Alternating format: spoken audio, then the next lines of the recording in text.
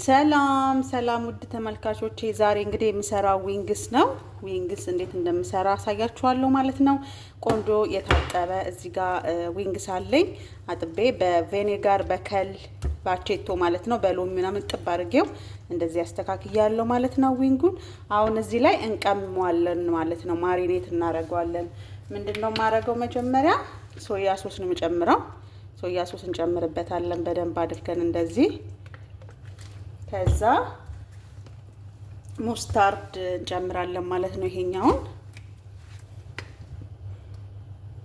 ሳናበዛ በትንሹ ሙስታርዳችንን እንጨምራለን።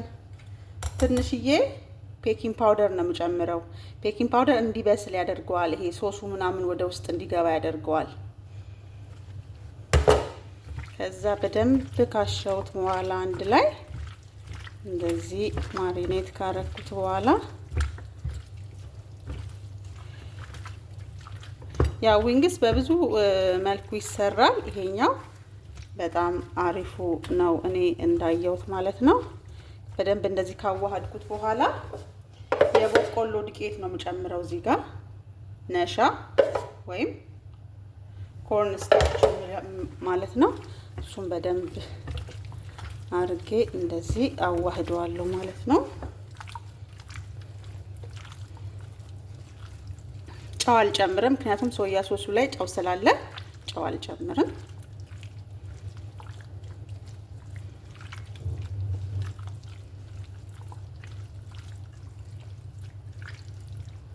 እንደዚህ ማለት ነው። በደንብ ካረግነው በኋላ አትሊስት ለ30 ደቂቃ ምናምን ብታስቀምጡት ጥሩ ነው። ካልቸኮላችሁ እንደዚህ ማሪኔት አርጋችሁት ለ30 ደቂቃ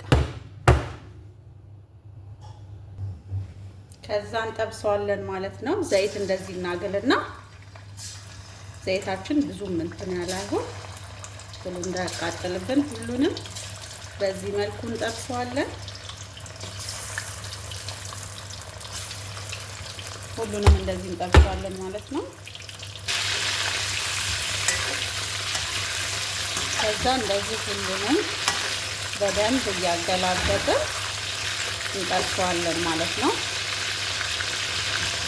ቤኪንግ ፓውደሩ ቶሎ እንዲበስል ያደርገዋል። ይሄ ዱቄቱ ደግሞ የሆነ ክራንቺ እንዲሆን አይደለ? አሪፍ እንትን እንዲኖረው ያደርጋል።